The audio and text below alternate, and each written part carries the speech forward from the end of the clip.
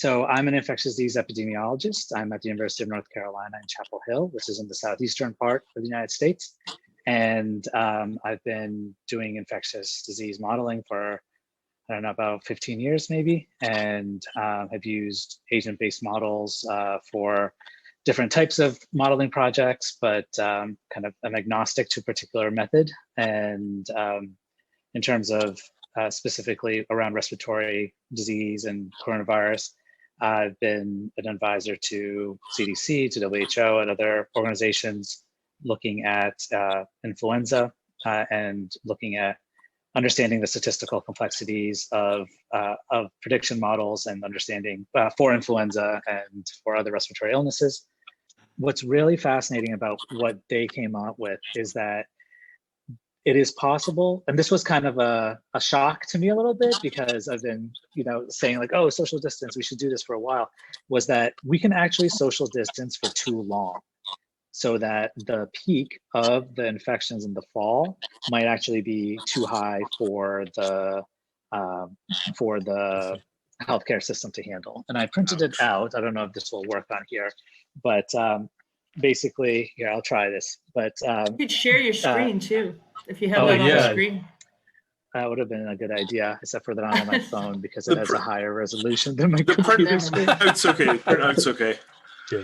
I'll try to pull it up. All right, sorry. So basically, like, these dark bars are kind of how long you've been social distancing. And so we have like 4 weeks, 8 weeks, 12 weeks, something along those lines. And what you see here are these peaks in the fall of number of infections in hospitals. And what I can post a link about this, but basically what you see is that there's kind of like a Goldilocks zone where if you go beyond it and social distance for too long, there's going to be not enough people getting sick during the summer so that the virus will be able to rip through the population faster in the fall and cause a peak that's actually higher than what we can handle.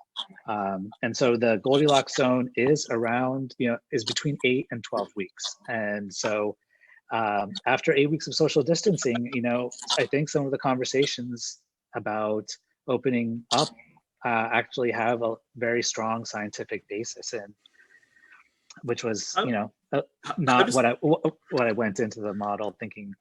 I think there's going to be, in the Northern Hemisphere at least, I think there's going to be a lull in models, because in my experience, and again, like, it's very, particular to influenza and kind of some other types of infectious diseases, but related enough. What I've observed is, like, so let me just give you a little context. So I worked with CDC on a project forecasting it, looking at influenza forecast models for the states in the United States. And we had like 30 something teams across the US using agent-based modeling, traditional SIR modeling, even like a mechanical Turk, ask the internet user whether they think it's going to go up or down, right? So they use like it's like, whatever, it's worth a try. It was it was before COVID, so we didn't think there was quite so much of a risk, we didn't have to kind of get it together quite so quickly. But what we found across these 50 models that we looked at every week, and this was in last October, the state of the art, going back to Gina's question, was being able to predict 2 weeks ahead whether the number of influenza hospitalizations was going to be either just higher or lower than the week before. Right. Wow. So all these models, the best they could do was that's all they could do. That was Boolean. Like, and they had like long, they generated long probabilities, but the way that the cleanest interpretation was basically, is it going to be higher or lower? And that didn't even go right a lot of the time. And so to go from that, it could get half of like tossing a coin. Right. It was definitely better than that, but sometimes it's a good point, Anish, because it's not it was like a toss of a coin, but it was a weighted coin. So the models were very concordant with each other, these 50 or so models, on upswings and downswings of curves. But they were terrible at predicting a future peak. That's right.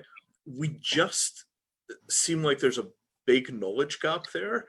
And I am very worried about that knowledge gap. Like, I feel like we're approaching a position where the politicians and the general public all have a basic model of, we kind of do some social distancing, we do a bit this, we do a bit that.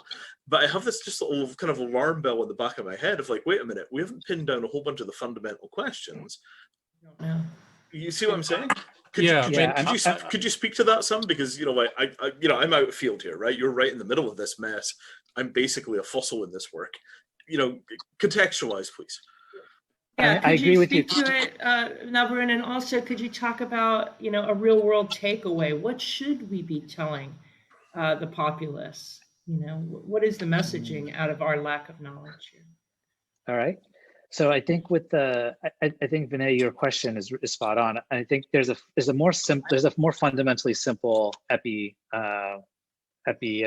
explanation, is that we're looking at the wrong numbers. So the numbers of, it's like, just because the numbers are accessible doesn't mean they're like the numbers that mean something. They are ranges, they're estimates, they are dressed up as counts, but the actual number, there's some of the models I've seen that are saying like for every one detected case, there's 10,000 that have not been detected. And if that difference is like actually 8,000 versus 10,000, those make huge differences mathematically, right? They totally explode your model. So at the end of the day, I mean, there was a lot of blowback from when Trump was asked, like, what is the metric that you are looking at to reopen the country? And he said, the metrics are in my head, and pointed to his skull, right? And it was like kind of this classic, like, oh my God, did he really say that? But as like a quantitative epidemiologist, I kind of agreed, because the numbers that we have are all subject to selection bias in such a strong way, and a particular kind of selection bias called diagnostic suspicion bias, where people who are sick, are certain types of people who are sick are the ones getting tested. And those are basically conditional probabilities that make it really difficult to understand what the actual numbers are. The closest analogy to something that's an established part of epidemiology to this is looking at prognosis. So a prognosis and a risk is very different, right? So you found out that you got tested and you found out that you have this illness. You want to know how long you might survive. And so everything that you are observing is conditional on being tested, right? And so the types of models that are used for that are all Bayesian and not frequentist, and to be able to kind of think about it as priors. And so I kind of see the count data not as a stochastic count, but more as a conditional probability of having been tested. And so I don't know, maybe there's some way forward on that. Is it okay if I add something to the whole context? I think the real challenge here is, a whole bunch of opposing constraints that are being applied upon. So, when you look at Bayesian and you look at this diagnostic test and the sensitivity and population distribution, all of that is contextual. And, you give the same data to two different set of people, they will come up with two different set of conclusions. And this is actually being driven by politicians and, in an adversarial sense, by the market. If the market goes down, people make money. Market goes up, people make money. So the people who make money are very much interested in movement. Essentially they need news. Good or bad is a secondary story, right? If there is news, the market moves. I can see Nebron laughing because he literally is thinking what I'm saying, right? Like this is, and probably Mirza is going to say the same, and he will probably give us some insights. And literally, this is a challenge. We have a very tight boundary. We can actually say to a population, do this, do that. There's a very important thing that, Vinay kind of mentioned, but he didn't go to detail. Starvation kills 100%. Okay, if you're starving, the probability of your death within a bounded period in time, weeks. Okay, if you have water, a few weeks. Okay, 100%. So that is a reality. So the trade-off between, and humans are pretty bad at understanding Bayesian probabilities, right? As in like probabilities over time. In any sense, like you're going to have hunger, you're going to die. A virus, there's a probability I will die. What do you think is going to happen? And that's the real knife edge sits.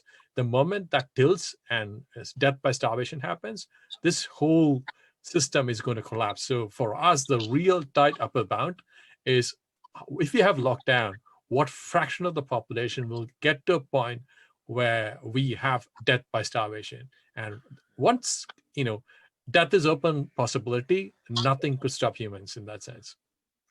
Another one, this is an interesting question. Which moral and ethical values do you panelists think we should adhere to when making decisions about health and the economy writ large?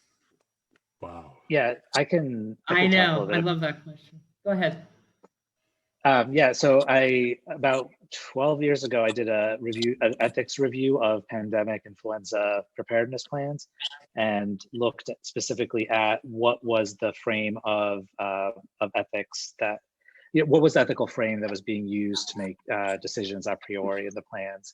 And the utilitarian frame was the one that was most often cited and kind of, explicitly talked about when it came to rationalization of healthcare, of like vaccines and other kind of ventilators and other kind of technology pieces. The utilitarian, the needs of the many outweighing the needs of the few? Mm-hmm. Yes, yes, thank you. I think what's actually really interesting is kind of the way the bioethics has evolved since those pandemic influenza plans came out. And in the current phase, we actually just finished up a ethics review and on this, and it's in publication now. But in the current situation, I think the health equity frame of ethical Lost your reasoning, audio. got it. You're saying health equity? The health equity lens. And so basically, it's looking at how different specific groups within that are, higher risk or more vulnerable, however you want to call it, just like looking at how the decision disproportionately impacts different groups of people. And if you kind of go with that lens, it actually favors, so if social distancing, at least in the United States, becomes a voluntary activity, so the restrictions are lifted, it's basically the people who are richer are going to be able to social distance longer and more, right? So then if we are still, we're still kind of working with herd immunity, right? As a concept, as a base concept, where what will happen then is that the poorer people in the society are the ones whose bodies are literally going to be used to build the bulwark against the virus over the summer. They're the ones who are going to get sicker over the summer and are going to, the rich people who are not putting themselves at risk are going to be benefiting from that shield, that immunity, right?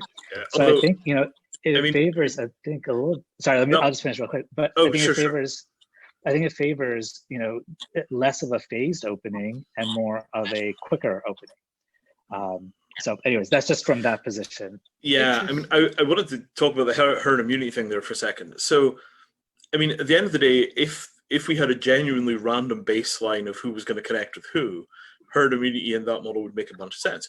In actual fact, right, what we have is kind of weird, complicated, high-order graphs, small world graphs, however you want to think about these things. There is no herd immunity for the debutante set in, New York or Connecticut, right? Because they're never mixing with the people that went out and worked in their gas station jobs and got herd immunity. If those populations stay indoor until Halloween and then all come out in costume, they're going to get wiped. Because the herd that they're part of has no immunity, right? Yeah. And this is one of the things which is most frightening, which is, the actual complexity of the real world is not insubstantial. And every time we get hold of a nice reassuring model which tells us that things are going to be okay, it turns out to be a total lie, right? Like, the bottom line is that a bunch of people are going to get sick, and that's going to continue until there's treatment. We could talk about herd immunity, but herd immunity is a statistical truth, not a personal one.